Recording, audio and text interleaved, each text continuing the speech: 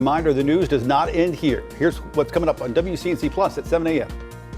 Government shutdown forcing thousands of flights to be grounded across the country starting tomorrow. Come Friday, 40 of the nation's busiest airports will experience a 4% flight cut.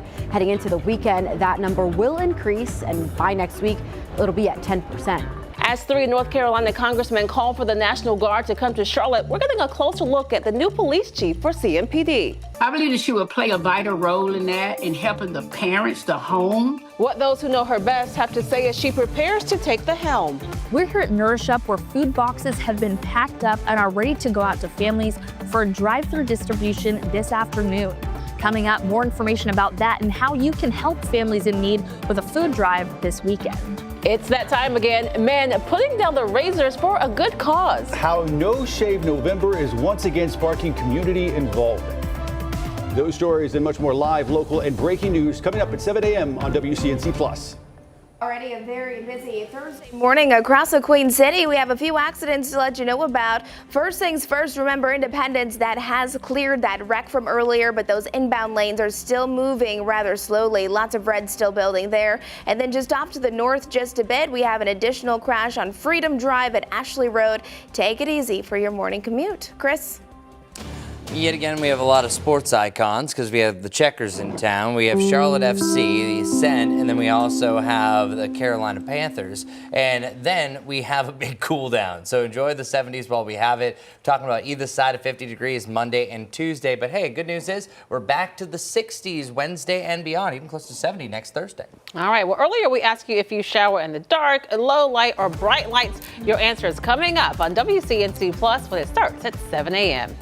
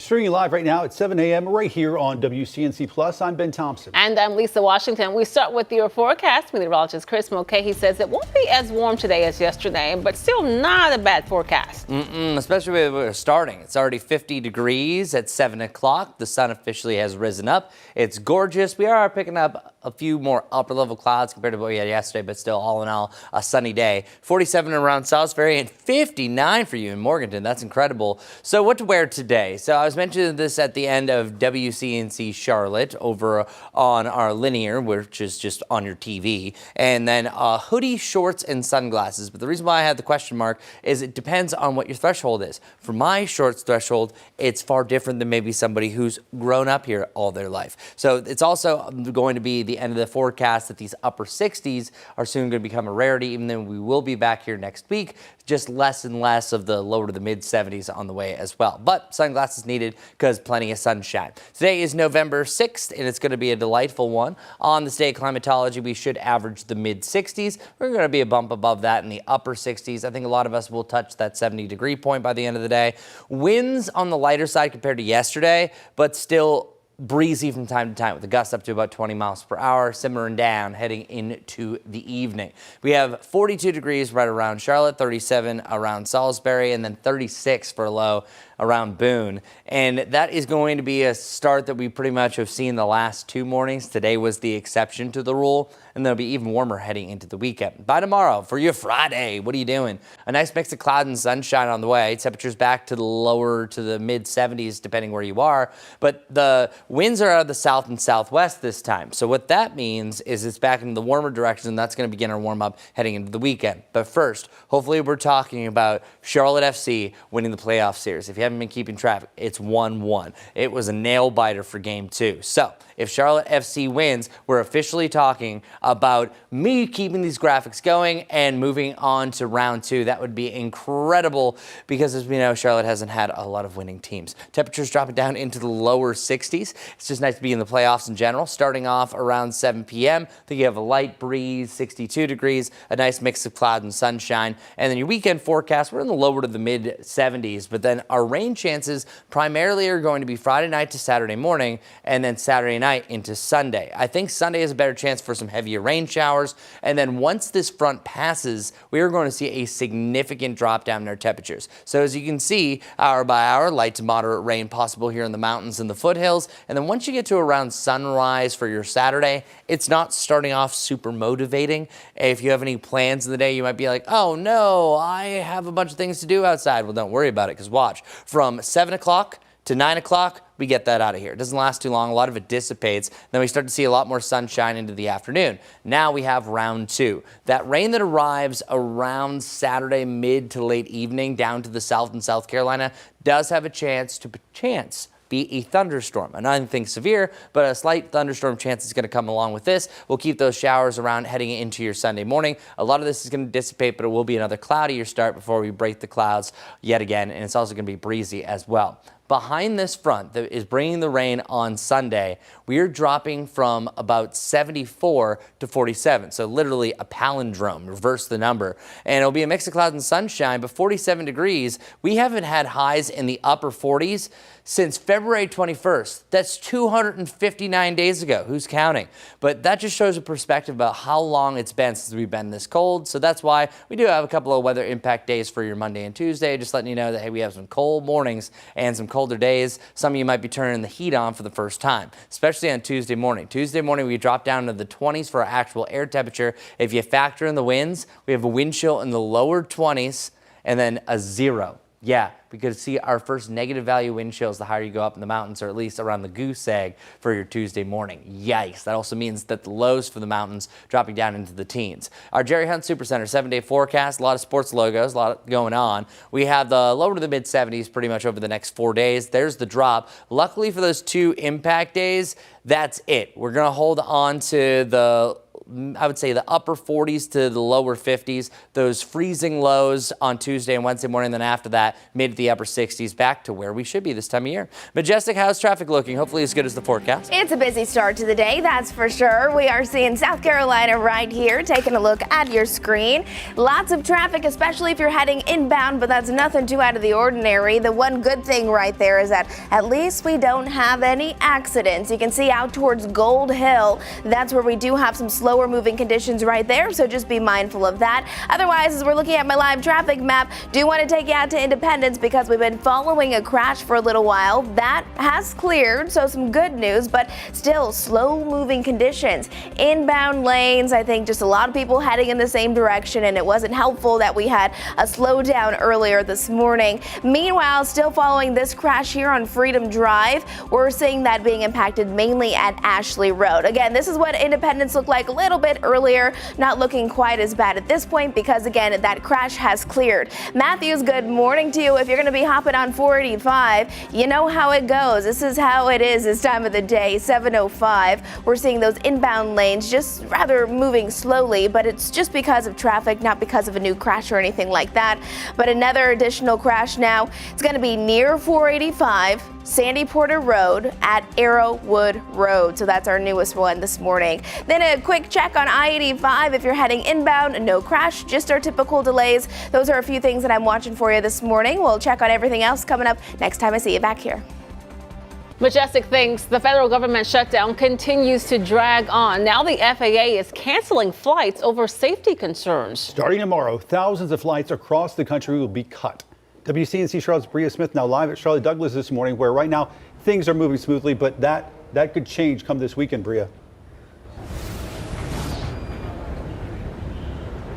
Yeah, Ben, well, day 37 of the government shutdown and impacts are being felt everywhere, especially in airports. Now, the FAA is saying it will begin cutting flights at 40 of the busiest airports nationwide. The Department of Transportation announced flight cuts will begin Friday at 4%.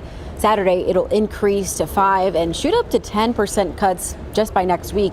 Department officials say it's due to fatigue from air traffic controllers who have been forced to work without pay for the past 5 weeks, many of them having to get second jobs just to pay the bills. Now the country faces a shortage of 2,000 to 3,000 air traffic controllers. We do recognize that the controllers have been working fastidiously for the last 5 weeks with this huge burden over their head of lack of compensation. And we are starting to see some evidence that that fatigue is building in the system in ways that we feel we need to work towards relieving some of that pressure.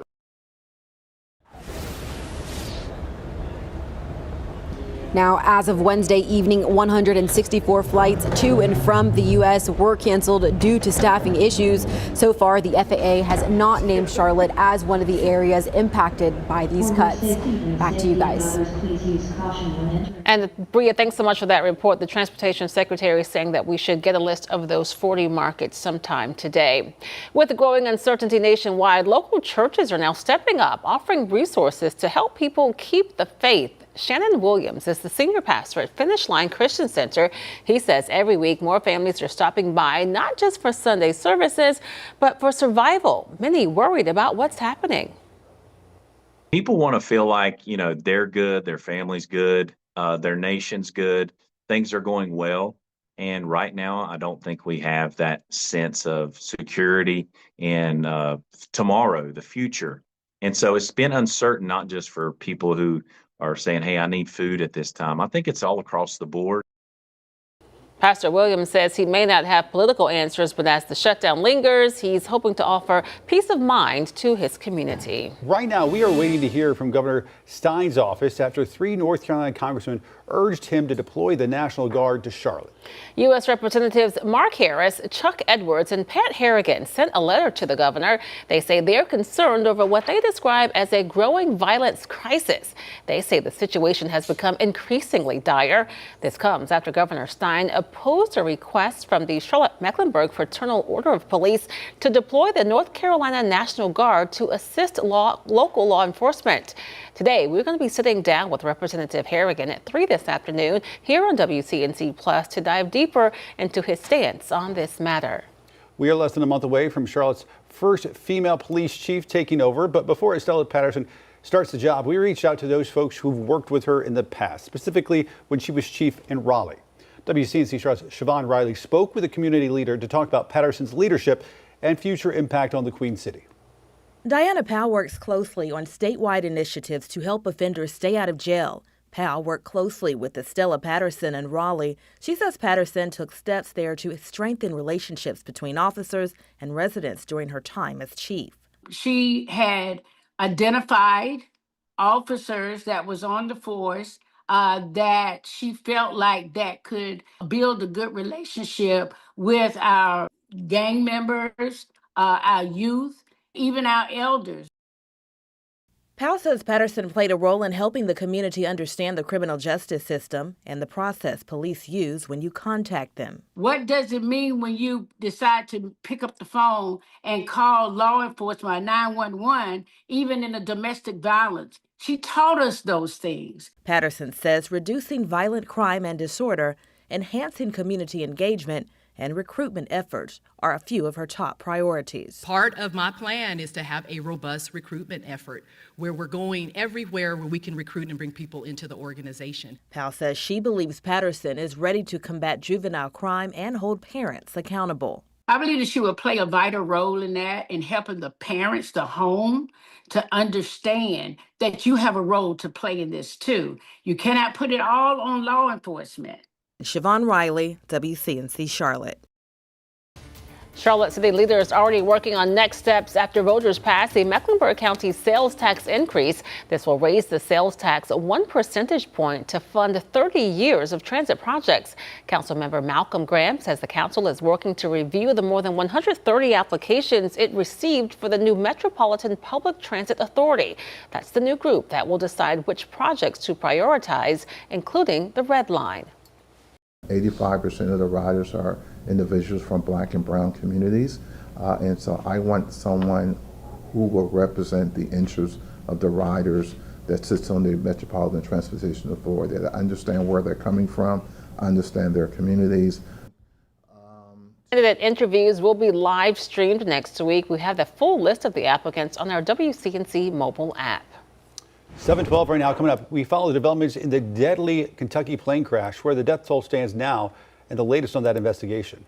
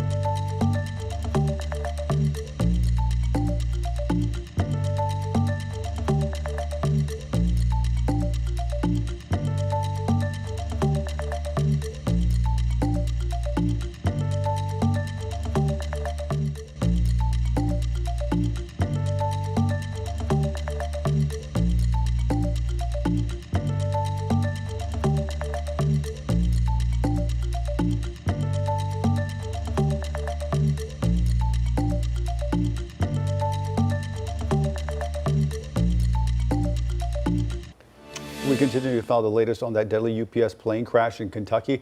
At this hour, the death toll stands at 12, but officials warned that number could climb. We're going to show you some dash cam video that captures the moments just before that crash. A warning, though, the video that you're about to see may be disturbing.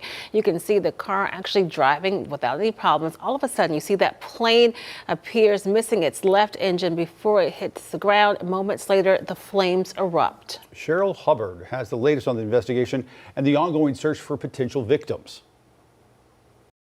Is completely heartbreaking. Officials don't expect to recover live victims, but they have recovered the plane's black boxes. We have identified the cockpit voice recorder and the flight data recorder. This is what is commonly referred to as a black box. But we feel comfortable once we get these to our lab in D.C. that we will be able to get a good readout of the applicable data. Graphic video shows the moment the MD-11 transport aircraft operated by UPS erupted into flames shortly after takeoff around the Louisville Muhammad Ali International Airport, leaving multiple people dead, likely including the 3 crew members who were on the flight, according to the mayor. Videos from the scene show flames in an auto recycling yard and semi-truck lot in an industrial area nearby. Right when she was FaceTiming me, a massive explosion occurred, and she said to me, the scrap office blew up. One local businessman says the unthinkable happened. I would have to imagine it is what a war zone looks like. All of our buildings in the path of the airplane are destroyed. The crash taking place in the midst of the continuing government shutdown, where staffing issues are affecting hundreds of air traffic control facilities. Although the cause of the crash has not been determined, the transportation secretary said it is not related to the shortage. This was not an air traffic control issue. It appears that it was a mechanical issue. Everyone's been clear on that. That is not speculation. I'm Cheryl Hubbard reporting. This morning, 7 New York City firefighters are recovering from injuries after responding to a fire involving trash and a car in the Bronx, which led to an explosion.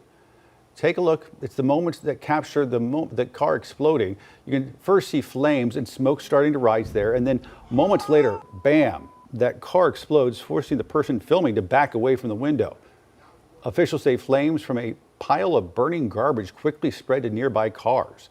Witnesses describe the terrifying moments leading up to that blast. The burns are considered serious but not life-threatening.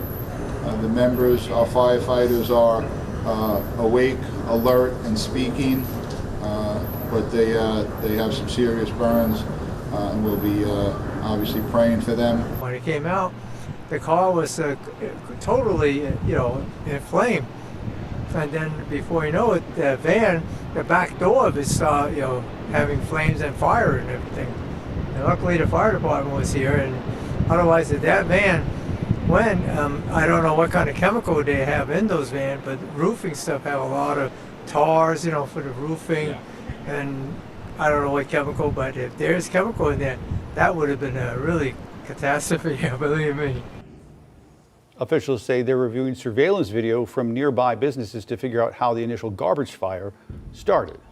7:18, and right now Toyota recalling more than 1 million vehicles over a backup camera issue. Regulators say when in reverse, the cameras may show a blank or frozen image, creating a crash risk. The recall affects Toyota, Lexus, and Subaru models, including the Toyota Camry Hybrid and Highlander from models 2020 to 2023. Toyota dealers will fix that issue with a free software update. Owners are expected to be notified by mid-December. And Toyota isn't the only company issuing recalls. Jeep owners, listen up. Chrysler recalling 320,000 Jeep plug-in hybrids because of a battery issue. Officials say a faulty battery could fail and cause a fire. The recall affects Jeep Wranglers from 2020 to 2025 and Grand Cherokees from 2022 to 2026 models. Owners are advised to park outside and away from buildings until a fix is available. Owners should receive letters by December 2nd with updates once a permanent fix is ready.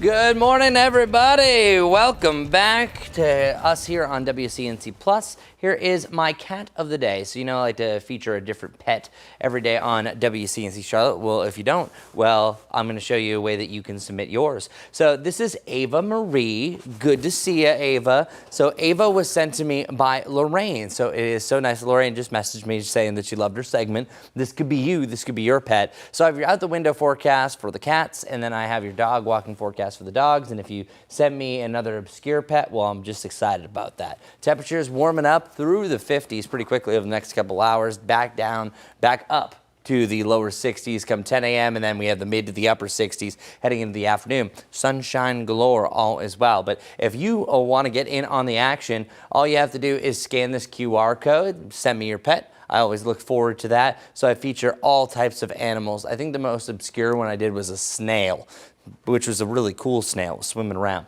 Our high temperatures are going to be above normal over the next few days. Today we're around 69. That's still slightly above normal, but about a 5 to 10 degree upgrade from where we should be now through Sunday.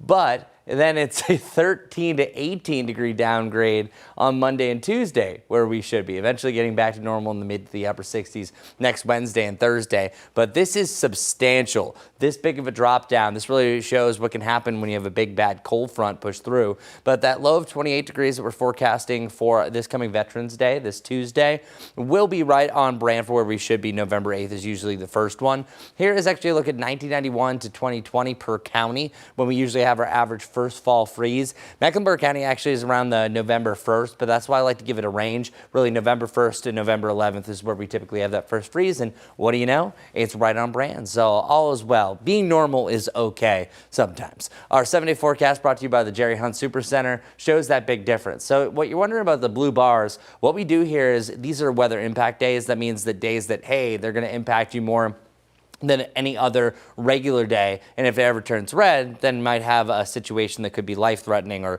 strong storms and so on and so on. And speaking of storms, there's the lightest chance that we could have a storm Saturday night heading into Sunday. 2 rain chances, one on Friday heading into Saturday, and one on Saturday into Sunday before that front rolls on through. I'll have that full forecast showing you the future cast coming up at the top of the next half hour. But first, let's get over to Majestic. How's it looking, my friend? Good morning. It's a beautiful start to the day, so that's always good. Lots of sunshine out there for your Thursday morning commute. You'll probably want to grab a jacket, some sunglasses, and take it easy. Here we go. I-77, that's coming in from South Carolina. Conditions continue to look all right. Still following this, though, Independence, never really a fun place to travel this time of the day, especially inbound. We have slowdowns. We also have an ongoing wreck that was earlier cleared, but now we have a new one right there out towards Briar Creek. So be mindful of that. Possibly two right by one another. So that's really starting to pick up some delays there.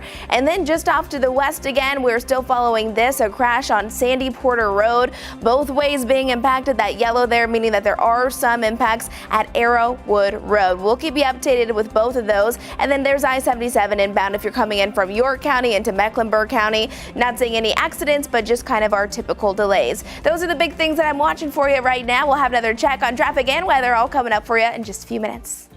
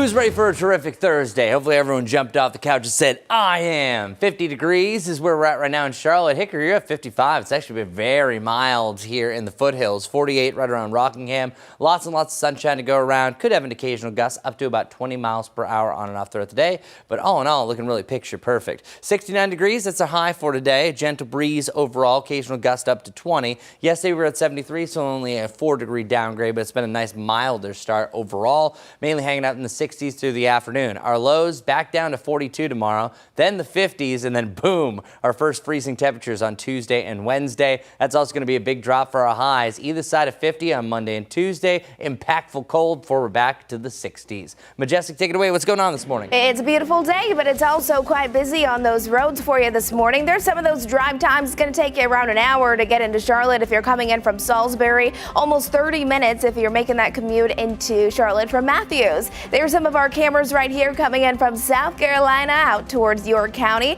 Grab those sunglasses. You'll probably want a jacket as well. Still following some major slowdowns that we're following this morning on WCNC Plus. They are on Independence inbound. You'll want to allow for some extra drive time.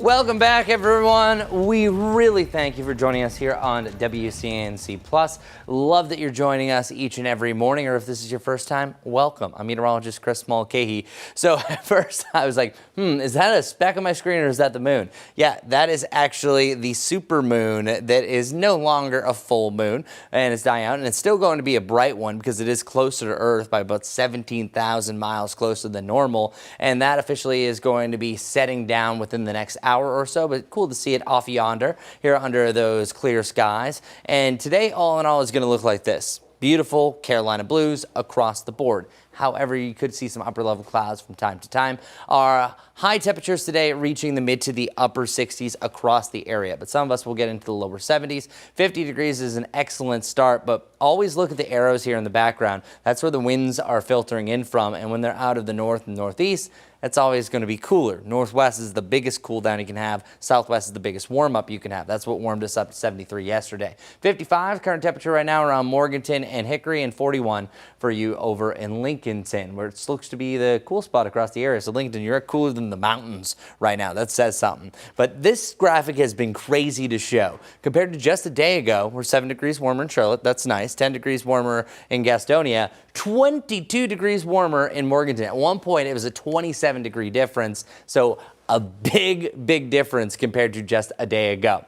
Now, the difference in highs is not too much. We were at 73, 69 the day before, and 70 on Monday.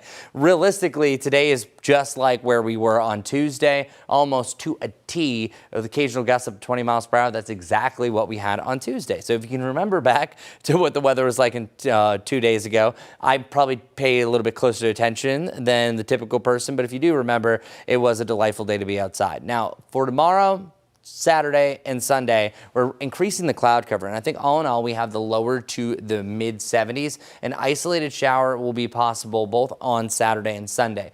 But don't worry about any of your afternoon plans. The way things are trending, this looks to be an evening, overnight to morning event, both on Friday night to Saturday morning and then Saturday night to Sunday. And then after that, the only precipitation we're going to have is really up in the high country. But as you can see, for our day and nighttime chances, they do spike a little bit more once you head into your Saturday night to Sunday. I think that's a good possibility also maybe for a heavier downpour and even a thunderstorm all in all. And that is associated with multiple fronts that are pushing through. For right now, we have one single front that is in the area that has now pushed its way down towards the south. And that's also another reason why we have shifted the winds and changed things up. But here are the fronts that are happening heading into the weekend.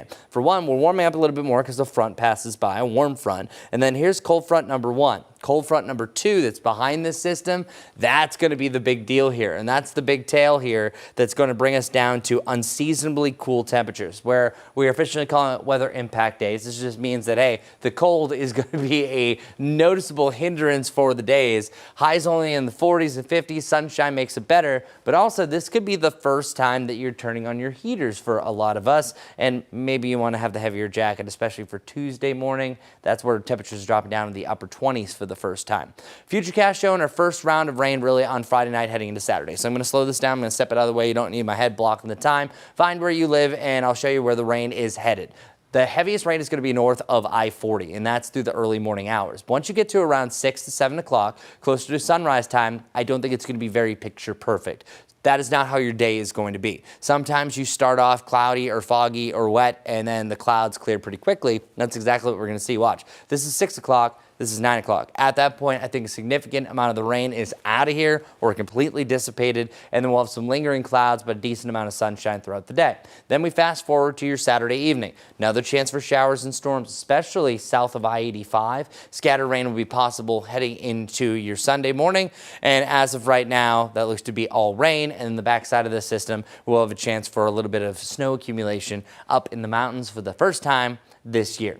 Charlotte is just going to be cold. So our Jerry Hunt Supercenter 7-day forecast shows really the tale of two halves, or at least the tale of 4 7s versus 3 7s, but that doesn't sound as good. You have the lower 70s for the most part over the next 4 days, and then boom, down to either side of 50 degrees, 2 mornings around freezing or below, but at least we're back to normal next Wednesday. What a forecast, Majestic, right? Does that mean we can start listening to Christmas music when it gets this cold, or is that pushing it? Oh, fine. Just go ahead. Okay. I wish you Merry Christmas. Deal. Happy New Here Year. we go. Here we go, you guys. As you're heading out the door this morning, it is a beautiful start to the day. This is I-77 here at Westinghouse, where we have clear skies, a nice morning commute right there. Those drive times, though, they're starting to add up around an hour if you're coming in from Salisbury. If you're making your way from Waxhaw this morning, right around 40. Now, here's our traffic map. Told you it's starting to get busy now. I want to highlight a few very important things. If you're taking Independence inbound, we got some problems right here. We're seeing some major delays,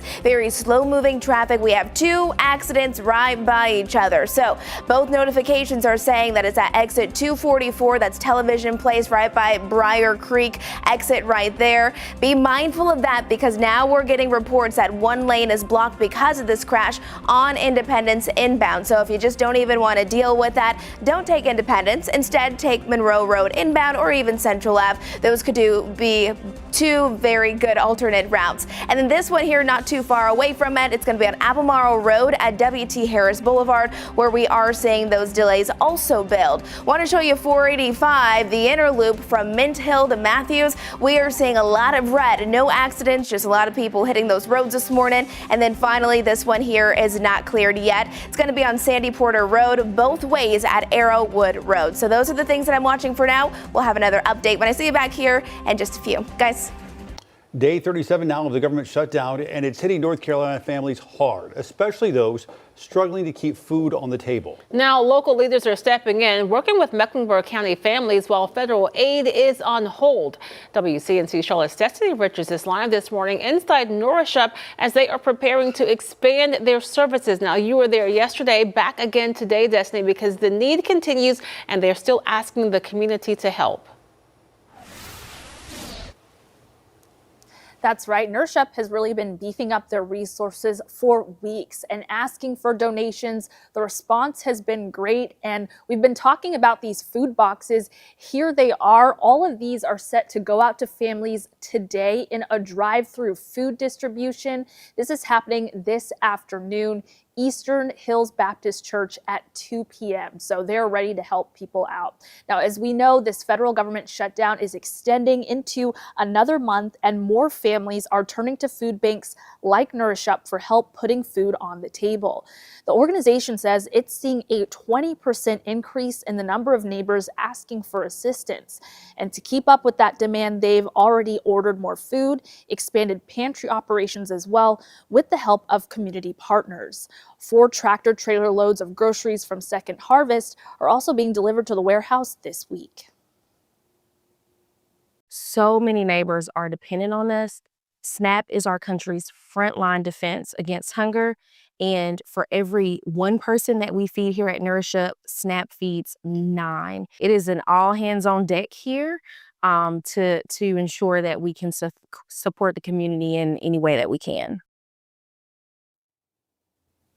Now, today's event is a food distribution for families in need, but if you'd like to help out, on Saturday, WCNC Charlotte is partnering with Nourishup for an emergency food drive from 10 to 4 at Holy Comforter Episcopal Church. So you can just bring your food donations there. There are also ways you can help out virtually. You can text Stuff the Truck to 50155 to donate. You can go to nourishup.org. They have a link, nourishup.org/MetCares is where you can donate. And then also you can contribute to their Amazon wish list. So a very easy, convenient way to donate there. Of course, everything you need to know is on the WCNC News app. I'll send it back to you guys. And Destiny, of course, we're going to be talking more about the event on Saturday, but what do people need to do if they want to get a food box today? Yeah, so for today's drive-through, it is not just an anybody come and drive through and get food. Just like with the pantries, this is something where you will need a referral from a human rights organization, an agency, a government agency, a school counselor, a doctor. But if you don't have a referral, you can always reach out to Nourishup to get one. That phone number is 704-523-4333. That is required just to shop at their food pantries. And today's drive-through distribution is literally pantry to the people. So folks will be driving up, showing that referral, and then volunteers will be taking down that information and driving up to their trunks and putting the food in there. So these boxes, as well as several more in different spots around the warehouse, those are going out to families today. And again, if you don't need help but want to help families in need, those resources are definitely needed by donations, donating money, and that information is on our website as well as the information about Saturday's food drive. All right, Destiny, thanks so much for that live report. The shutdown is also impacting tourism across North Carolina. Several national parks have been forced to limit services and could have to close if the shutdown continues. NC State Professor Lincoln Larson joined us right here on WCNC Plus to discuss how some parks are feeling the effects. So when you don't have staff on the ground to take care of maintenance issues, to helpful dispose of human waste, to engage in law enforcement activities that would keep visitors safe and help them have a good experience, when those things are missing, the visitor experience starts to break down. And so the longer this goes on, the harder it is to sustain the types of trips that we're used to having when we visit places like national parks. And again, he was speaking with us here on WCNC Plus. In just a few hours, all 4 men accused in the shooting death of 4-year-old Jace Edwards will be in court. The suspects, 4-year-old Marquise Guerrier, 20-year-old Angela Hudson, 23-year-old Jordan Davis, and 18-year-old Anthony Abel, you all see him here, all charged with murder. Police say the group tried to steal a Dodge Charger from a Steel Creek neighborhood back in September and fired several shots as they left. Well, one of those bullets went into a home and killed Jace while he was sleeping inside. Today's hearing will be the first time all four face a judge together since their arrests.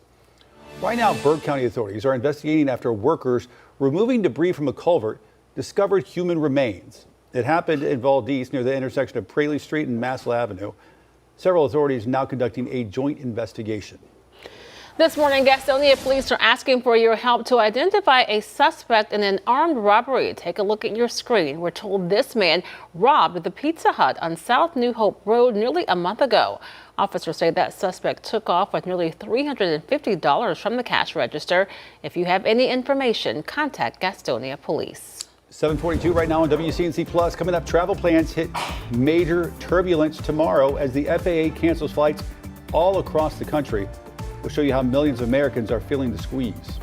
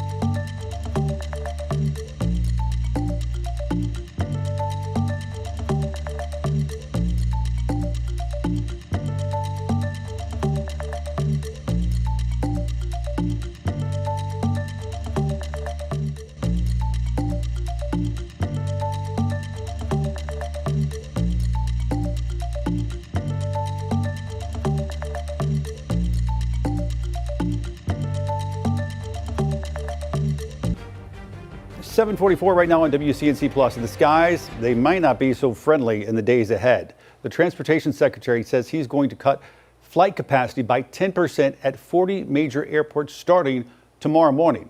It's all because of the ongoing government shutdown. NBC's Alice Barr has more on the announcement and how millions of Americans are struggling to make ends meet.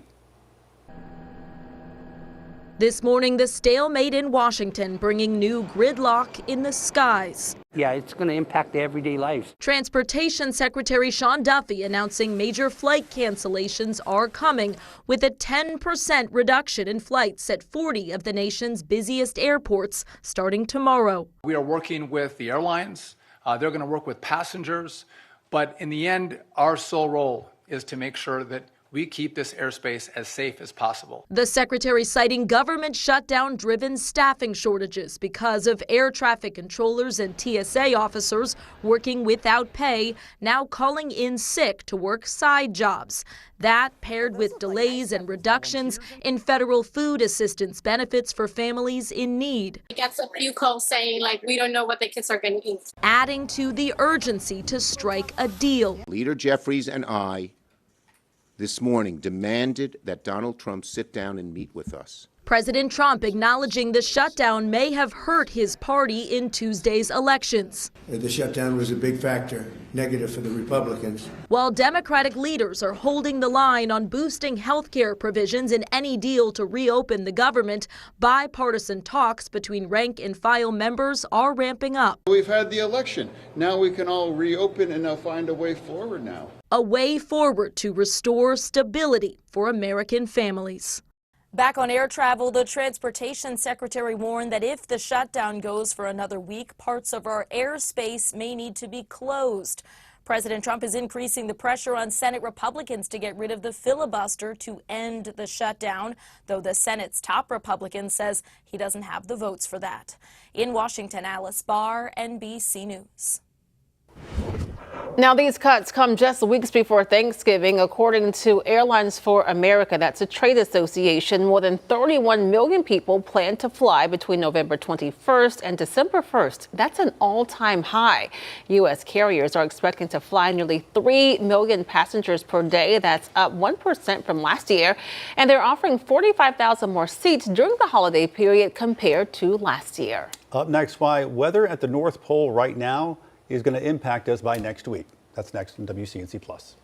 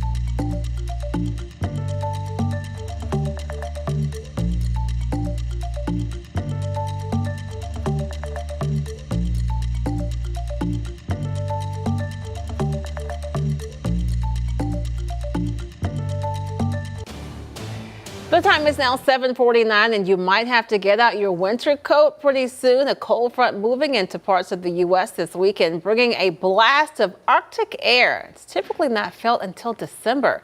Meteorologists say the front will start near the North Pole and head into the northern part of the U.S. before it spreads further south and east. That's where we are, by the way. By Sunday night, most areas east of the Rockies could see temperatures drop 10 to 15 degrees lower than usual for this time of year. Some may also see snow. You see it right there in the blue. I mean, it's you don't need to be a meteorologist to see where this is happening. Right? Nope.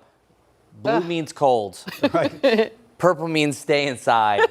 And imagine what this would be like a couple of months from now. So yeah, this right here and what that graphic was the upper level jet stream. So that's going to be picking up on temperatures that are about 2 miles up in the atmosphere and above. And it's this air when it comes off from pieces of this, you probably heard this term before, the polar vortex. Literally all that is just kind of a ribbon of colder air that's around the poles. But then sometimes pieces of that can drop down. That allows for big swings in the jet stream. So whenever you have this big, what's called a trough, so think like a pig's trough that drops down, that's where you can have the big cool downs. Whenever you have ones that kind of go up and you're under this little dome, that's known as a ridge, and that's usually what warms us up. So since we're going to see that big jet, which is literally almost like a slide, allowing that cold air to jog in. You can imagine how cold it's going to be right here around Michigan and the Midwest, but we hit our absolute bottom, seeing some of those blues really heading into your Tuesday morning. That's why Tuesday morning looks to be the coolest, and your Tuesday, I think, will be one of the cooler days as well, along with Monday as well. So Monday, Tuesday morning, Tuesday is where we have the coldest time frame, and then things eventually start to slide off towards the east, and then we kind of have the usual jet stream, usual temperature swings where we should be for this time of year, which, by the way, that's also another reason why we cool down so much, because during the winter time, of course, where you have the changing of the tilt of the earth, it allows that jet stream to drop further down compared to it mainly being up in Canada most of the summertime. Snowfall potential. We mentioned the S word. Yes. I want to show you what potentially could happen. Now, this is aggressive, and I usually don't like to go over the top showing you models like this, but we are looking at a chance, especially along the Tennessee border and especially west of Asheville around Cherokee, that you could have some sizable snow accumulations associated with this. And this is a steady snowfall that could potentially start on your Sunday night to Monday, and then Monday into Monday night to Tuesday. So a steady on and off snowfall. Meanwhile, for our mountains, I still don't want to proclaim that this is what we're going to have for our snow totals, but this is showing at least a dusting to a coating of snow, even up to a couple of inches would be a possibility. Now, the ground is still relatively warm compared to a winter ground, so I think a lot of it's going to melt away, but still our first signs of an accumulating snow for sure. As for the Charlotte area, this model showing a little bit of that. I think the worst snow case, the scenario that we might see is if we get somehow a round of precipitation when we have one of these colder mornings, then you might see a snowflake mixed in the further west that you go. But Charlotte, still waiting on snow likely. So at least we're not there yet. Either side of 50 degrees, by the way, high of 47, 51. If we fast forward 2 months from now, that's likely what we're going to have across our 7-day forecast. So this is a little trip and a visit to January. Didn't want to do that. That's why we have weather impact days, just because it is going to be absolutely unseasonably cold by a couple of months. And then also 28, 51, that's literally what you'd expect for the middle of January. 28 degrees would be the coldest temperature we've had in over 8 months. And then 65 back to where we should be on Wednesday. So that's why I keep on being annoying up here, saying take advantage of the 70s, because soon they will disappear. Majestic? Yeah, he's not messing around. It's going to be a big drop in those temperatures. Let's get to it. Good morning, everyone. If you're just waking up and turning on the stream, well, thanks for joining us. Let's start with this. Some of those area roadways coming in on I-77. That's York County. We know how it goes. Seems to be a little busy out there towards Gold Hill. No accidents, though. I-77, Westinghouse Boulevard continues to look nice and beautiful this morning. Some of those drive times, if you're coming in from, say, Belmont to Charlotte, it's going to take you around 25 minutes to get into the city.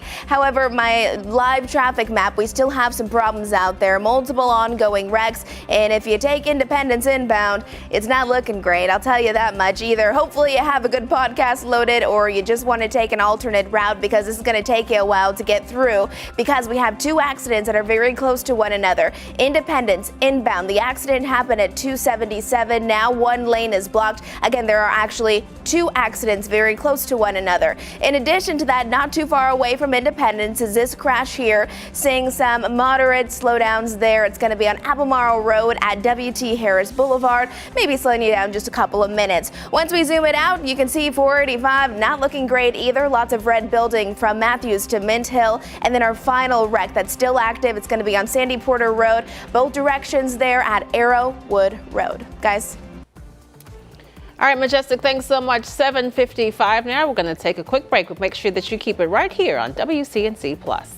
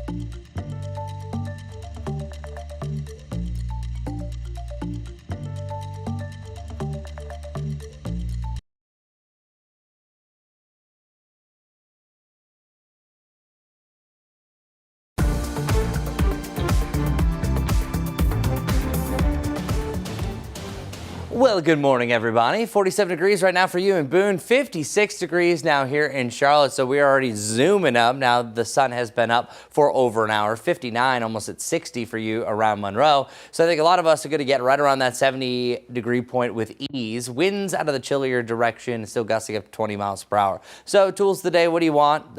Hoodie and shorts combo, I think, still works for today. If the mid to the upper 60s is okay for you, but the power of sunshine makes you feel at least 10 degrees warmer. Always say that. And the sunglasses, you absolutely need it. So for your November 6th, yeah, sunshine sticking around, high temperatures in the upper 60s compared to the lower 70s, but still a delightful day. Our long range forecast shows the big cool down. Enjoy the lower to mid 70s Friday through Sunday, because we're either side of 50 for our highs and back below freezing Tuesday and Wednesday morning. Yikes. Let's go to Majestic for your morning commute. It's a beautiful start to the day, isn't it? We have a whole lot of sunshine out there. Area roadways are flowing all right. That's I-77 there. There's some of those drive times. It's going to take you around 40 minutes to get to Charlotte if you're making that commute into Waxhaw from Waxhaw. You can see we have a lot going on, especially here on Independence. Slow moving conditions because of two back-to-back wrecks there at Television Place. Take it easy.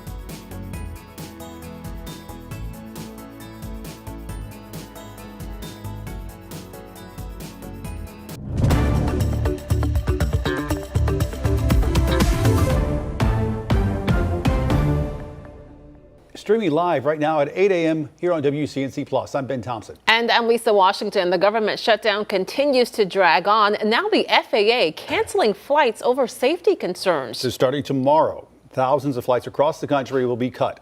WCNC Charlotte's Bria Smith now live there at Charlotte Douglas this morning, where right now things are going smoothly, but that could very well change in the next couple of days.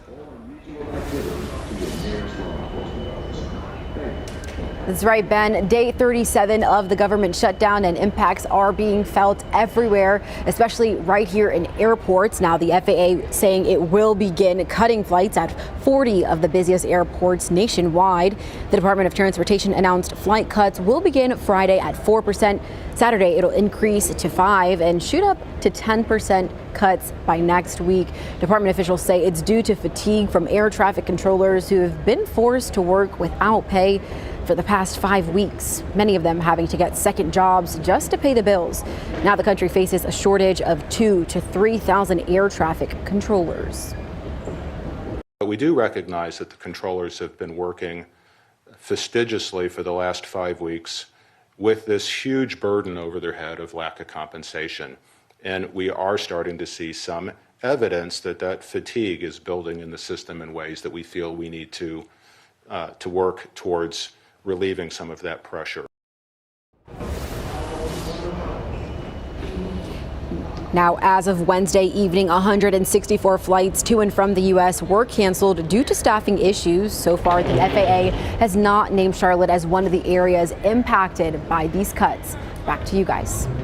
And the Transportation Secretary, Sean Duffy, said that the list of markets should be released today. Of course, when we get that information, we will, of course, pass it along to you. Bria, thanks so much for that live report. With the growing uncertainty nationwide, local churches are stepping up, offering resources to help people keep the faith. Shannon Williams is the senior pastor at Finish Line Christian Center. He says every week more families are stopping by, not just for Sunday service, but for survival. Many are worried about what's happening. People want to feel like, they're good, their family's good, their nation's good, things are going well. And right now, I don't think we have that sense of security in tomorrow, the future. And so it's been uncertain, not just for people who are saying, hey, I need food at this time. I think it's all across the board. Pastor Williams says he may not have political answers, but as the shutdown lingers, he is hoping to offer peace of mind to his community. Thanks a lot, Lisa. So current conditions right now, so dialing it in, we have our temperatures right now all over the place. 47 around Boone, Hickory at 56, matching Charlotte, by the way. We don't really have a wind chill because the winds are barely blowing, or it's warm enough that it's not really a factor. And winds are anywhere from calm to around 10 miles per hour, as we're seeing over here in Monroe. It's going to be a delightful day. I think the winds are going to be much lighter than they were yesterday. And other temperatures you can see across the area. Salisbury, you're at 58. Albemarle, you're at 46. So a big difference from place to place. Our current situation is going to be really just kind of waiting for the fronts to arrive. We have wall-to-wall sunshine with a few upper-level clouds, and then we have the lower to the mid-60s that eventually get into the upper 60s and around near 70 degrees. Yesterday we hit 73. We're going to be below that mark. The biggest driver for temperature often is the winds. The winds, when they're out of the north, either may be the north, northeast, northwest, that's of course going to drag in some cooler air. When they're out of any direction of the south, especially the southwest, it's going to warm you up. So we had a strong southwesterly wind yesterday. That's what allowed us to get into the lower to the mid 70s, and that's the same thing that's going to happen later on this weekend. But since we are in the cooler direction, we are filtering in some cooler lows back down to either side of 40, 42 to begin the day tomorrow. This morning was great. Morganton, at one point, you were in the lower 60s around 4 a.m. That was awesome. And then 36 degrees around Boone, and then sunrise right around at 6:50. And at that point, temperatures really start ramping back up, back to the lower 60s around 11 a.m., and then we're back in the lower 70s for your Friday afternoon. The big difference for tomorrow, we're going to see a nice mix of cloud and sunshine, and also we might be talking about a victory. Okay, so as we all know, Charlotte sports haven't done great. No shame. It's okay. But Charlotte FC has a chance to go on to round 2 of the playoffs. Just being here in general is awesome. This is bonus football. And we're expecting temperatures to drop down into the lower 60s to the upper 50s by the end of the game. Wind should be fairly light at that point. So really no weather factors that are going to be impacting any soccer. So I'm really excited about this game. Hopefully, tie game. This is awesome. Hopefully we're going to be celebrating the streets of Uptown late on Friday, where weather's not going to be a concern. However, there is a chance for rain. I think that that's going to be well after all the fans are going home for the Charlotte FC match. We have the lower to the mid 70s for both days, both mixing clouds and sunshine, and both also have a chance for rain in the morning. So let's start with it. You have a little bit of rain. I think really is going to be the heaviest rates around the foothills and the mountains. That is really between about, let's call it midnight and 5 a.m. Then that rain starts to dissipate. So not a guarantee you're going to have rain on your Saturday. I think you will have a little bit of light shower action. By the middle of the morning, we're starting to clear things out, and you should have a decent afternoon. No problems. If you have any plans during your Saturday evening, we do have a chance for a few showers, even an outside thunderstorm, and we'll keep that scattered rain still on the cloudier side to begin your Sunday, just like we begin Saturday, and then a front eventually passes. And when that front passes, boy, do we feel the difference. The lows aren't that bad. We're only dropping down to either side of 40. but our highs aren't even making it to 50 degrees. The last time that we were this cold was late February. And then we have the lower 50s for your Veterans Day. It's still weather impact because this is going to be jarring. Some of you starting your heaters for the first time. 28 degrees to begin your Tuesday, 32 on Wednesday. So yeah, that does not belong on a November 7 day, but hey, it does happen. Usually around this time of year, we're averaging our first freeze. That's your 7-day forecast brought to you by Jerry Hunt Supercenter. Now it's time for our morning commute brought to you by Majestic Storm. Good morning, everyone. Hey, if you're heading out the door this morning, it is beautiful, but it's going to take you a little while to get some places around uptown. Let's start with a quick check on those drive times. Salisbury to Charlotte, still right around 1 hour. You might want to pack some breakfast, some coffee, listen to some good music this morning. Waxhaw to Charlotte taking you right around 40 minutes to get into the town. Now, this is what you need to know. We're following something new. It's going to be right outside of Uptown. A road is closed because of emergency repairs, a busted water main leak right there, and it's going to be on Freedom Drive westbound from Woodruff Place to Thrift Road. You can see the purple there, so we're still learning more about that, and I'm going to give you some alternate routes coming up, letting you know how long they're expecting that to actually be closed. And then again, another collision involving a pedestrian, this one right in the heart of Uptown. It's on North Church Street and West 10th Street, seeing some slowdowns there as well. Once we head out to Independence, those slowdowns are still going on. Of course, a lot of people are heading in the same direction, but not helpful when we have those two back-to-back crashes. The crashes are at exit 244. That's right by Television Place and Briar Creek exit. So if you just don't want to deal with it, you might not want to take Independence today. Rather, maybe Central or Monroe. And then this one not too far away from it, Albemarle Road, W.T. Harris Boulevard. There is a crash there. Once we see more colors popping up, that's never a good sign. So Ben and Lisa, it's a busy start to our Thursday morning. Thanks. Right now we're working and waiting to hear from Governor Stein's office after 3 North Carolina congressmen urged him to deploy the National Guard here to Charlotte. U.S. Representatives Mark Harris, Chuck Edwards, and Pat Harrigan sent a letter to the governor. They say they're concerned over what they describe as a growing violence crisis. They say the situation has become increasingly dire. This comes after Governor Stein opposed a request from the Charlotte-Mecklenburg Fraternal Order of Police to deploy the North Carolina National Guard to assist local law enforcement. Now today, we're going to be sitting down with Representative Harrigan at 3 o'clock right here on WCNC Plus to dive deeper into his stance on this matter. We are less than a month away from Charlotte's first female police chief taking over, but before Stella Patterson starts the job, we reached out to those who worked with her firsthand while she was chief in Raleigh. WCNC Charlotte's Siobhan Riley spoke with the community leader to talk about Patterson's leadership style and her future impact here on Charlotte. Diana Powell works closely on statewide initiatives to help offenders stay out of jail. Powell worked closely with Stella Patterson in Raleigh. She says Patterson took steps there to strengthen relationships between officers and residents during her time as chief. She had identified officers that was on the force that she felt like that could build a good relationship with our gang members, our youth, even our elders.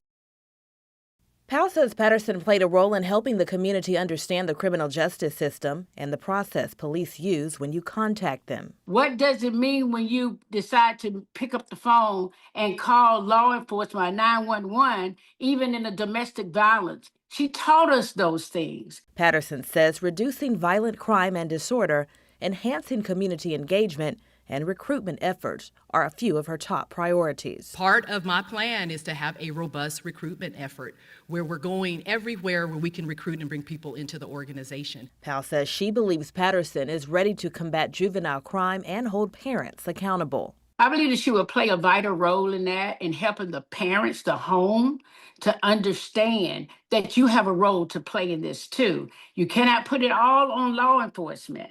Siobhan Riley, WCNC Charlotte. Charlotte city leaders already working on next steps after voters passed Mecklenburg County's sales tax increase. Now, this will raise the sales tax 1 percentage point to fund 30 years of transit projects. Councilmember Malcolm Graham says the council is working to review the more than 130 applications it received for the new Metropolitan Public Transit Authority.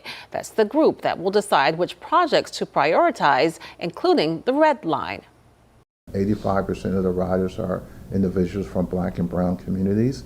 And so I want someone who will represent the interests of the riders that sits on the Metropolitan Transportation Authority, that understand where they're coming from, understand their communities.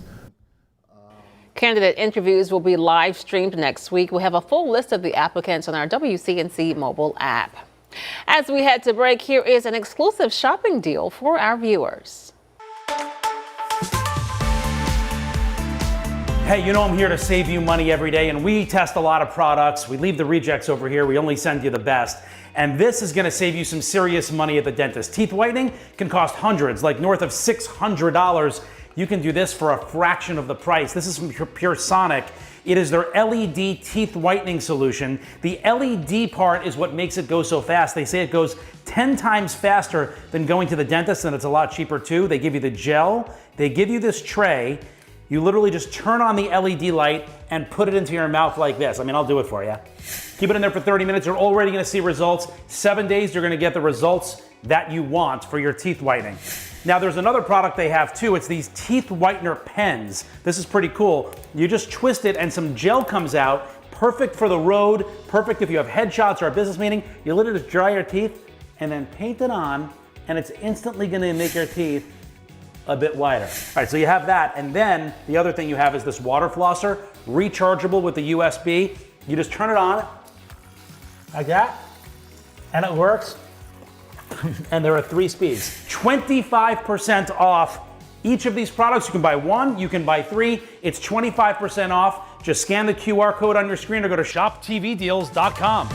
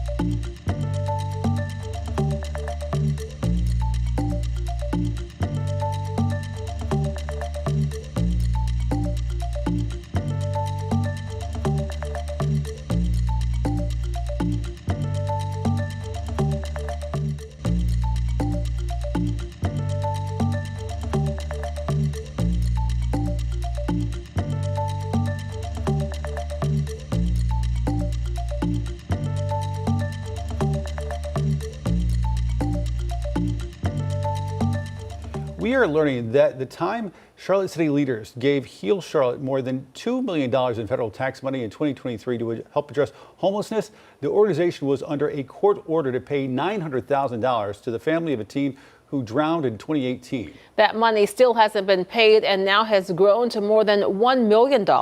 This comes after we uncovered just last month the city told Heal Charlotte it will not receive any more funding until it addresses multiple accounting and record-keeping concerns. WCNC Charlotte's Nate Morabito since discovered legal action has the nonprofit on the verge of bankruptcy.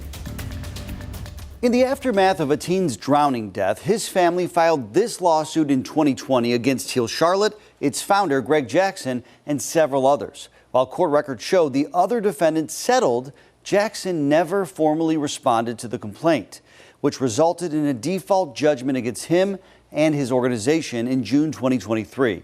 Just months later, the city approved his grant. That's unanimous. September 2023, leaders voted to give an unprecedented amount of money, part of the American Rescue Plan Act, to several organizations. Heal Charlotte, $2,250,000. Including Heal Charlotte. Unaware, the nonprofit had a $900,000 debt. The court record shows Heal Charlotte's debt stemmed from this 2020 lawsuit, which claimed negligence in the death of Christian Boswell. The complaint said the 17-year-old, who Greg Jackson has said was not a participant of his program, drowned at this university area complex that was home to a Heal Charlotte camp. The lawsuit alleged Jackson went inside to his residence, leaving no one to provide adult care, guidance, and supervision to the children in the pool. Court records noted Jackson attempted to revive the boy about 5 minutes after he was pulled from the pool. In a lengthy phone conversation with WCNC Charlotte, Jackson said he mourns for the teen, but was not responsible for his death. Nonetheless, since he didn't take formal legal action to address the lawsuit's claims, a judge eventually ruled against him.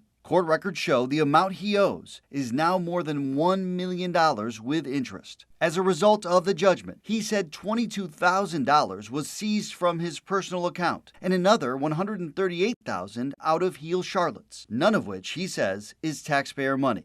Jackson told us he's now talking with his new lawyer about possible next steps, which include either offering what little money he has left to settle or filing for bankruptcy. I know it's going to be great. That news comes just a year and a half after Heal Charlotte used the $2.25 million approved by City Council to open a transitional housing program at this former motel. Even when we tried it, we couldn't get out. A program former tenant Ursula Baker recently criticized, telling us it left her family living in yet another hotel instead of something more permanent. It feels like the system failed you. In the months after the program ended, the city flagged several record-keeping and accounting concerns tied to Heal Charlotte's contract.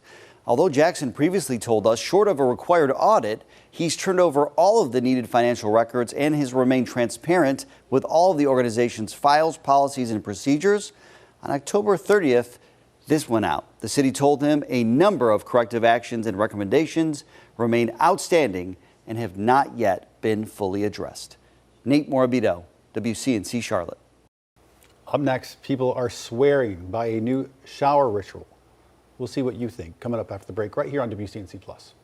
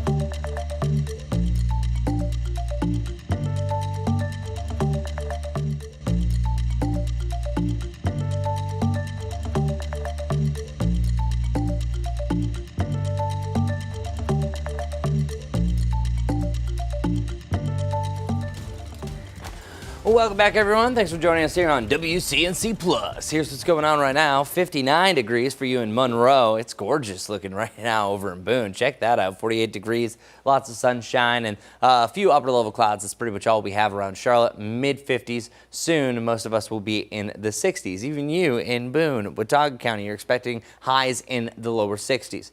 We had a cold front that pushed through. It was a relatively dry front. You saw maybe some of the clouds from it overnight last night, or especially when the moon was rising up right when the sun is setting. And you have a high pressure system off towards the north, but all in all, we will have a series of systems that will start to roll in over the next few days. So I've been mentioning a chance for some thunderstorms, but what about severe thunderstorms? Well, believe it or not, there's actually a decent severe weather chance, especially through Tennessee and Kentucky, parts of the usual states you'd expect, Mississippi and Alabama, that oftentimes it's overlooked, but fall oftentimes can have a round 2 for a severe weather season. Now, this is usually the back end heading into November, but we actually do have part of our area under a little bit of a low chance for thunderstorms. I think this is very low, and I think it's primarily for your Saturday evening heading into Sunday. I think Friday night you're going to be just fine. Just letting you know that we will have a chance for thunderstorms. I'll show you that here in one moment. Our surface map showing that one front moves after the other.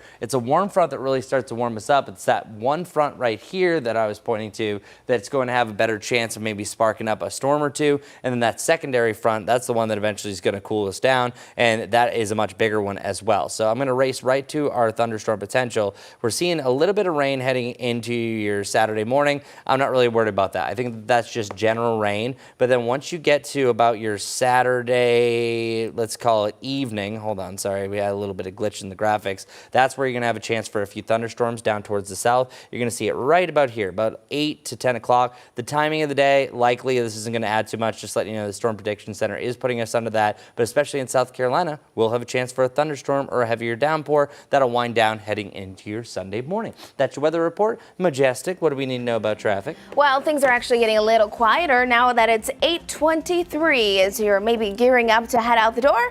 Maybe you don't have any place to be. That sounds pretty nice. 25 minutes around that if you're coming in from Belmont into the city. Matthews to Charlotte around 30 minutes. Again, here's my traffic map. Of course, we have our typical delays. I-77, I-85. We expect that this time of the day, but now I want to take it back to Independence. We've been following 2 wrecks very close to one another. Right now, we're down to 1, still of course in the same area. Inbound lanes, Independence exit 244, that's Television Place. It's right by Briar Creek. So yes, those delays are ongoing. And then again in Uptown, unfortunately, another wreck that does involve a pedestrian. That's going to be right on North Church Street and West 10th Street. Majestic things. We have a new bedtime tip for you this morning. Try showering in the dark. Okay, we told you about this earlier this morning, and stick with us here because we got some of your responses about whether or not you like this idea. Experts say taking a warm shower about 90 minutes before bed helps cool your body down and boost melatonin, and turning off the lights makes it even more effective. It's less visual stimuli. That means a calmer nervous system, calmer mind, and better transition into sleep. I've said, I've done this for years. I didn't know that this was a trend, but I think it's a great way to sort of wind down. It has this zen-like feeling. I agree with you. Just time of day is where we differ. I think in the morning, you know, we come to work really early. We're getting ready, easing into our day. My friend Chris is here. He also agrees with me. Yeah, this side of the table. Yeah, low light desk for that morning shower. Because take a look at this. This is what you all say at home. We asked you, low light, no light, or do you want it like lights blazing, Charlotte Douglas style? And this is what you said. Wow. They agree with Ben and I. Yeah. Because it only makes sense. I don't know why we're having the lights off when we're trying to wake up. Yeah. We're easing into our day. Maybe you need a lamp, like a little bit of light. Lisa's like, I just want it dark. Yeah, with no, the doors. not super dark, You mid. need some light so you don't trip over yourself. Yeah, no, can't do that. Yeah, like I can see the shampoo. Like, not that dark. Right. We're just like, turn on the lights, let's get the day started. Right. All right, folks, live pictures right now over Uptown. We're back right now on WCNC Plus.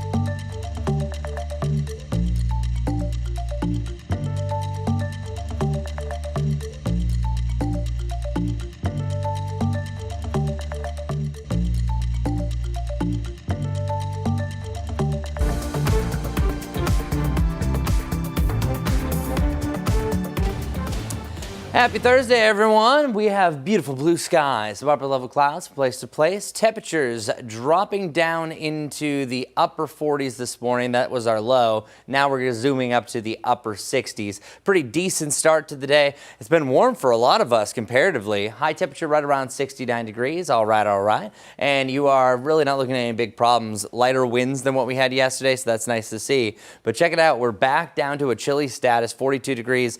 The previous mornings, outside of what we had this morning, was 41 and 42 for a low. So we're pretty much returning to just 2 days ago. Back to the 50s, then a big drop, 28 and 32. So 2 back-to-back freezing mornings on Tuesday and Wednesday morning. You can see from a Jerry Hunt Super Center 7-day forecast, it'll be warm, then cold. Majestic, take it away. Gorgeous for our morning commute. I mean, look at this. Perfectly clear skies. Area roadways seem to be flowing all right. It is 8:27 if you're gearing up to head out the door. My map is still very busy for you this morning, though. Do want to let you know we're still following one wreck inbound lanes, Independence at Television Place. That's 244. And then also a road that's blocked because of a busted water main. It's going to be on Freedom Drive and Thrift Road. We'll have more coming up on WCNC Plus.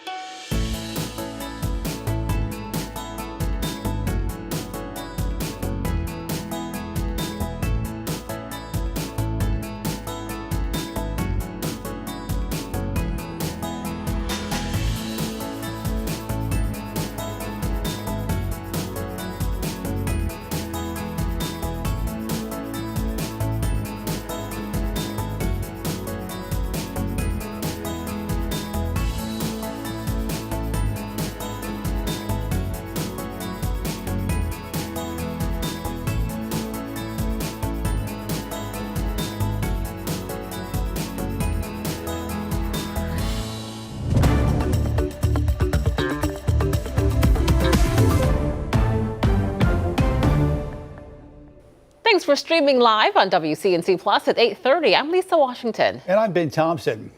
Right now, families across the Carolinas struggling when it comes to making ends meet because of the government shutdown. A lot of those benefits have been cut.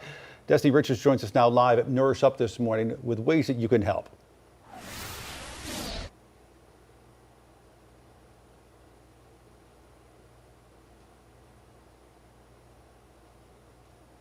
So many neighbors are dependent on us.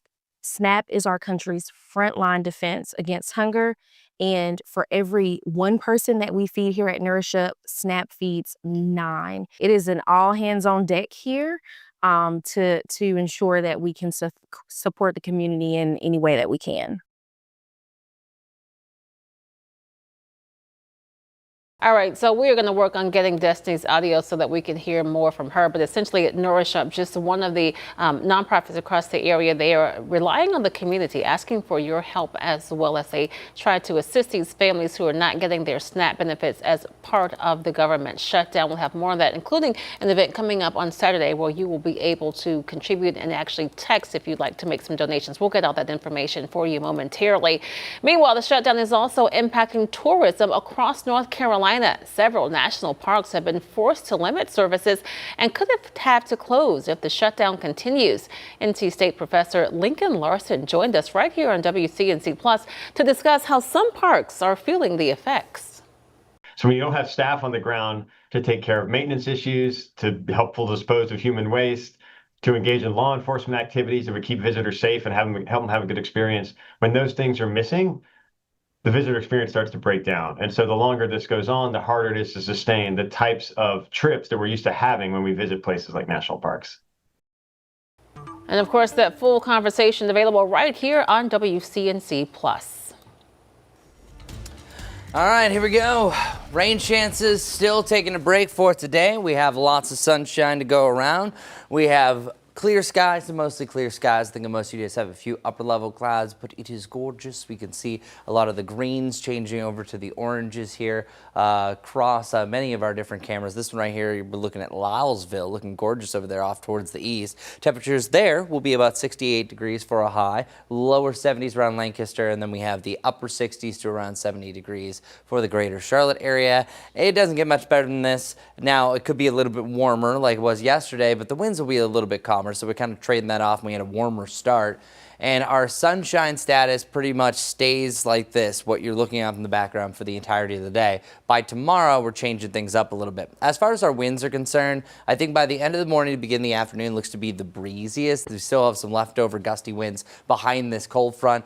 Gust maybe up to about 20 miles per hour looks to be kind of the max that we're dealing with today. And then things really start to calm down through your Friday, and then they could ramp back up as we have some fronts rolling in over the weekend. And speaking of, that's when our rain chances are moving back in. So we have a rain chance on Friday night heading into Saturday, and then we have another one Saturday evening heading into Sunday. But one thing to mention, now I personally do not think that this is going to be a big time severe weather event, but I will let you know that there is a low chance for severe storms by the Storm Prediction Center, and this is mainly during your Saturday evening. If this is more of a daytime event, yeah, with instability and a little ramp up a little the moisture, we would have a much better chance. So I want to go through all of our rain chances, what it looks like here on our future cast first, get this out of the way before we talk about the cold.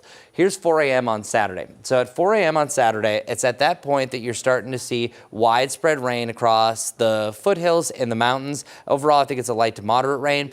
A lot of this is going to die out because the time of day when it's leading up to sunrise is really going to keep that light to moderate rain scattered across the day, and then boom, it's going to disappear. That means most of our Saturday is going to be on the clearer side of things. It's once we get to your Saturday evening is where we're going to have that small pocket for a chance for a thunderstorm. So this is south of I-85, seeing a few scattered showers of thunderstorms for Lancaster and around Rock Hill.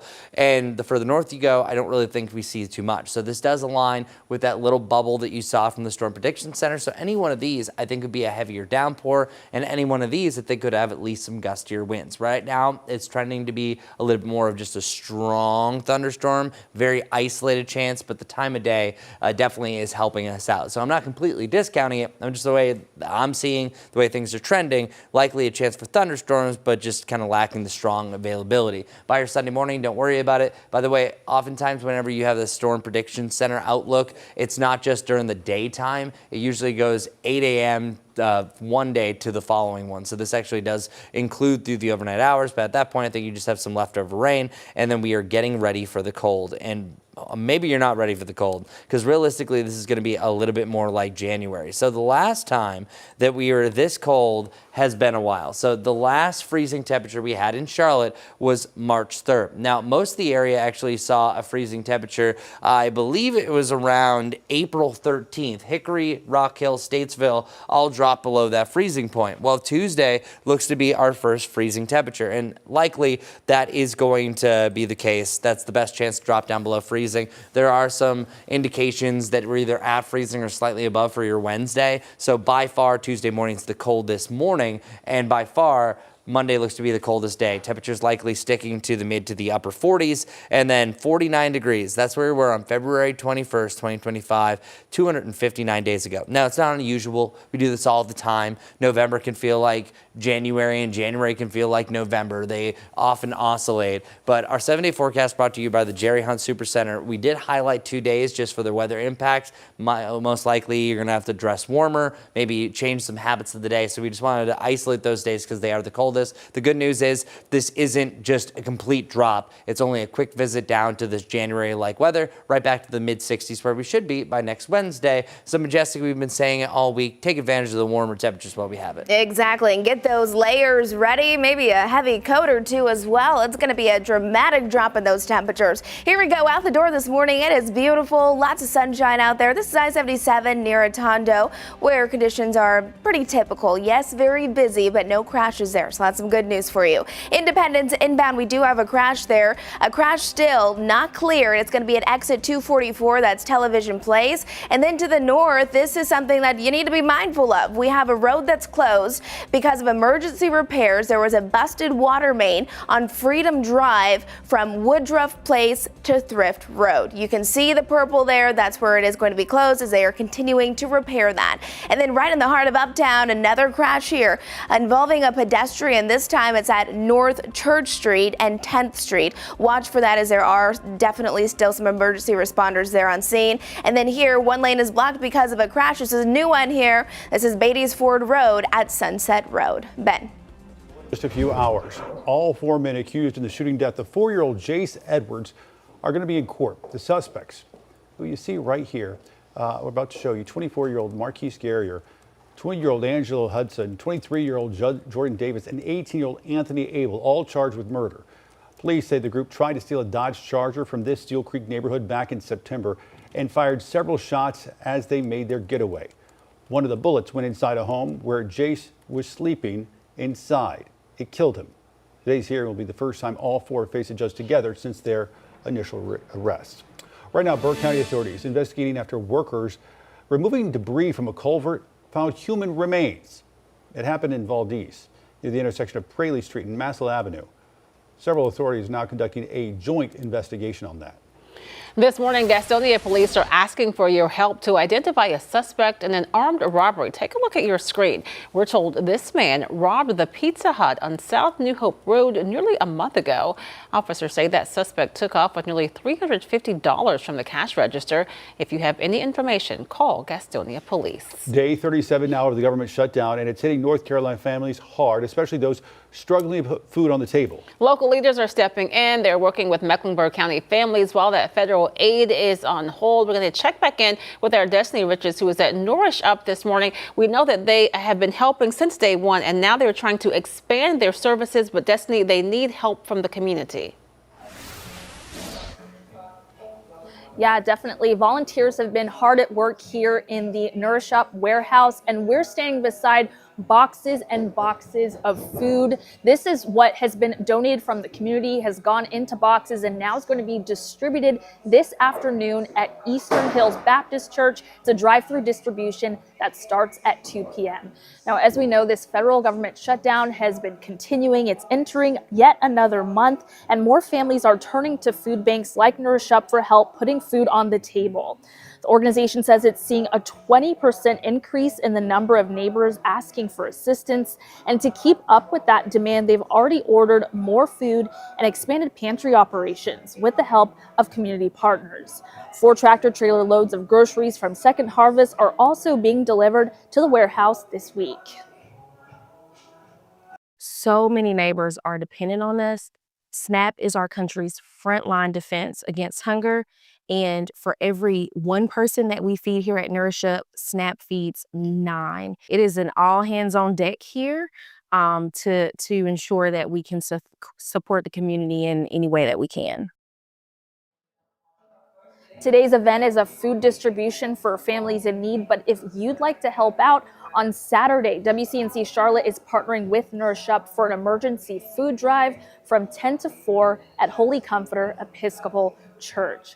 Now, this is a chance for you to bring your items to be donated for Nourish Up to help families, but you can also donate virtually. You can text Stuff the Truck to 50155. You can also go to nourishup.org. They have a link to donate as well as their Amazon wish list, which you can contribute to as well. I'll send it back to you guys in the studio. And Destiny, I know that you were there yesterday and we asked you what people needed to do to get into contact with Nourish Up if they were in need. You said they needed a referral. If someone wants to get one of those food boxes today, what do they need to do? Yeah, this drive-through distribution is not just anyone can drive up. It's just like their pantries where you do need a referral. That can be from a human services organization, a government agency, a doctor, a school counselor. But if you don't have one, just call Nourish Up. Their number is 704-523-4333. They can get you set up with one. But this is definitely, something that is a pantry to people event. So they're taking these food boxes out to people where they're at. They're going to have volunteers out at the location, and you just drive up and they put the food into your trunk. So very easy. But I also wanted to share that, the volunteers here, they are very happy to help people out. The need is there. But something that CEO Tina Postel shared to the team today, I just wanted to share it with you. She said, "We cannot food box our way out of this disaster." So as we've been expressing, this is something that is a Band-Aid. It's something that's helping right now, but they just want to get the message out there that this cannot replace federal aid. So they're also asking for advocacy, for people to reach out to lawmakers. So hopefully there's an end to this shutdown and families can put food on the table. Certainly can't food box our way out of it. All right, Destiny, thanks so much for that report. Coming up, Democrats celebrating big wins coast to coast. We'll tell you President Trump's take on what went wrong for his party on Election Day and break down his reaction. That's next.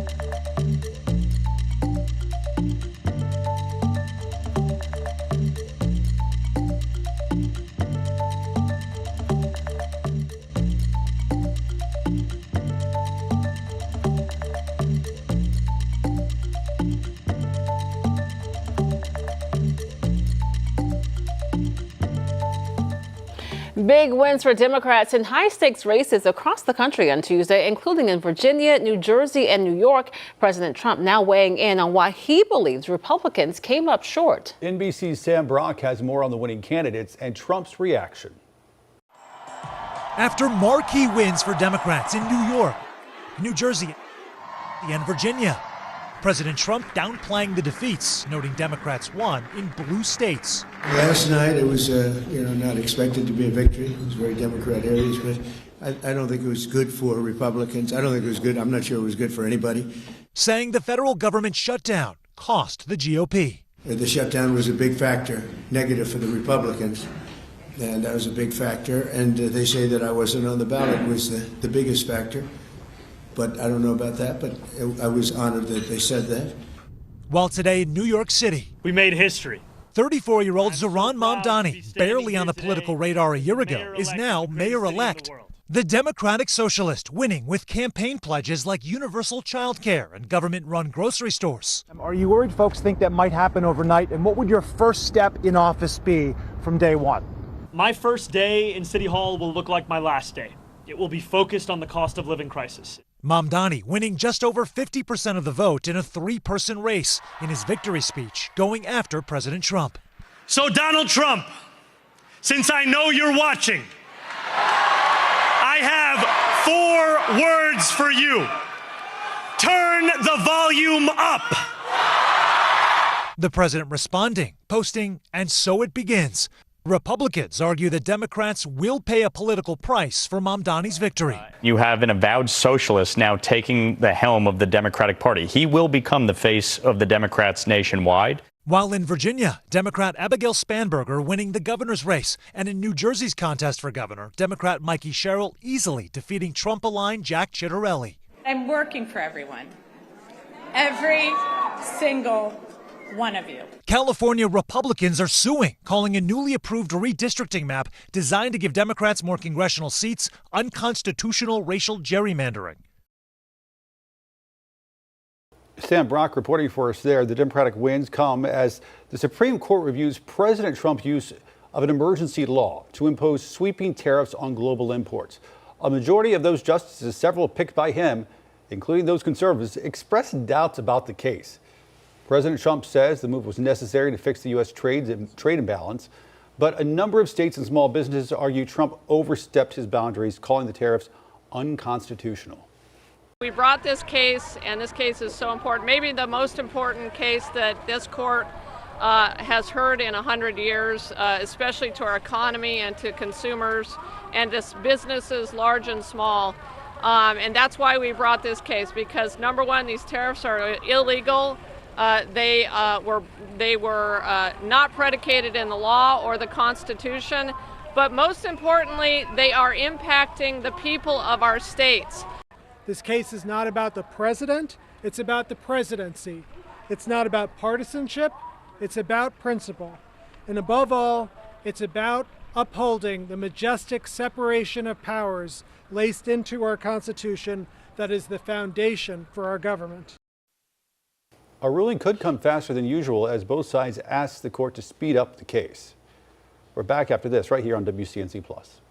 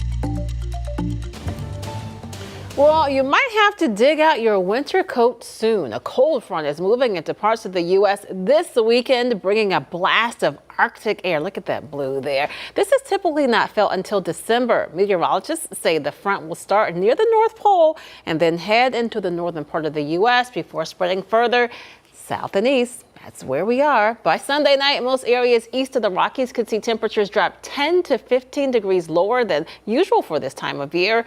Some areas may also see snow. That just looks cold. It does.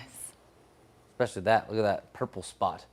What's purple mean? Purple just means even colder. I thought you said purple meant stay inside. Yeah, purple means stay inside. Yeah, no, that's what I said earlier. No, but seriously, the more that you move from those darker blues to the purples, and I think the next color, I think it just turns black. That means absolutely stay inside. And our temperature space, this is all because of the jet streams. This is an upper level jet stream. This is up at a height that we call 250 millibars. This is well above 2 miles up in the atmosphere. So that's going to show the general flow of what is going to drive in either some colder air or warmer air. Whenever you're seeing it go above you, that's called a ridge, and that allows you to warm up. When it drops like this, boy, you're going to be dealing with some colder temperatures. I think that we deal with our coldest day. As you can see, those blues are close to the Charlotte area on Monday, and they're close to us for our lows on Tuesday morning. So that's why Monday is the coldest, and Tuesday morning is the coldest low. And then eventually it's going to lift its way back up towards the north, and this is what you usually typically see, a little bit more zonal flow in general, and I think that you're still going to have some temperature swings that are coming up and down, up and down, up and down, but still it's because of these fronts. What we're going to see initially is the reason why we're warming up is a warm front's going to pass, a cold front moves in. Here's that secondary cold front that sometimes you need the power of two of these guys to really drag in some of that Arctic air. So this one is physically coming from Canada,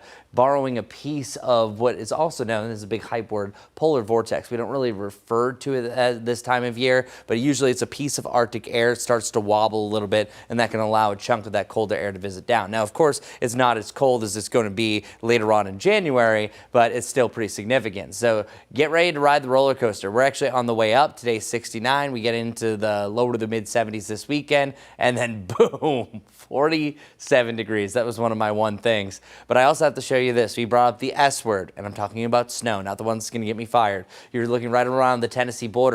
Some of these totals are showing above 4 inches. Now, do I think we're going to hit that? No. But this is showing our first significant snowfall of the season. A lot of that is going to be melting away, but especially west of Asheville is going to be a potential for that, even a dusting to a coating to a light accumulation for our local counties, such as Avery, Watauga, and Ashe County. But none for Charlotte. Let's get over to Majestic for our morning commute, where we have no snow, certainly. Lots of sunshine, though, so we'll take that. It's going to be beautiful. You can see it right here. This is gorgeous. I-77 looking at Atondo, but mostly looking at beautiful Uptown. Look at the skyline this morning. Not even a single cloud in the sky. And yeah, of course, those roads are busy for you. We're still following Independence. Those inbound lanes are moving slowly. They always move slow this time of the day, but especially not helpful when we have a crash still lingering there at exit 244. That's Television Place. And then don't forget here, road is closed. It's going to be out there on Freedom Drive at Thrift Road as crews are out there repairing a water main. Hi, this is Larry Sprinkle, November 6th. Time for On This Day in History. We go back to the year 1947, the beginning of Meet the Press, the longest running TV show in history. By the way, the first moderator was Martha Roundtree, first female moderator. Here she is in action with a special guest and the panel they had back in those days. Meet the Press, November 6, 1947. There have been 12 moderators to Meet the Press, 2 of those females. And speaking of that, 10 a.m. every Sunday morning, Meet the Press with Kristen Welker, right here on WCNC TV. I'm Larry Sprinkle, and that's what happened on this day in history. All right, Larry, thanks for that. Keep it right here on WCNC Plus. Coming up, Jane Monterell standing by in the Live Impact News studio. She's got all the latest breaking events coming your way right here on WCNC Plus.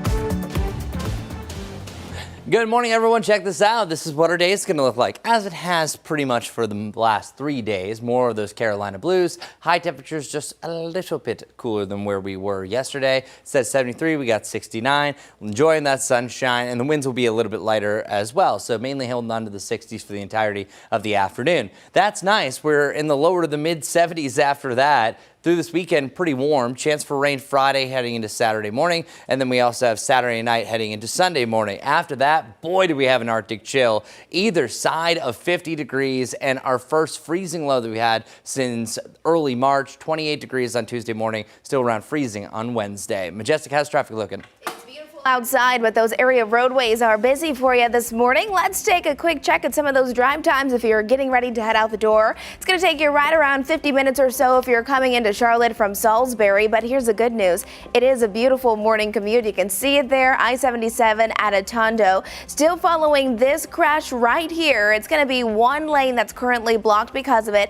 Beatty's Ford Road at Sunset Road. And then in addition to that, remember, Independence inbound. Yes, it's slow moving. We have a lot of traffic, but also a crash there at exit 244.